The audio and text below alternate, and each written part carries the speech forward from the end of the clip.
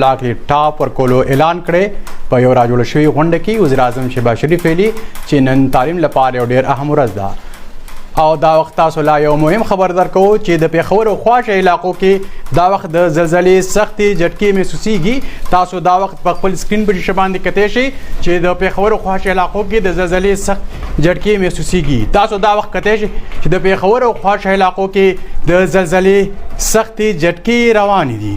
دا وخت د پیښور او خواشه علاقو کې د خیبر پښتونخوا په مختلفو سیمو کې د زلزلې سختې جټکې روانې دي.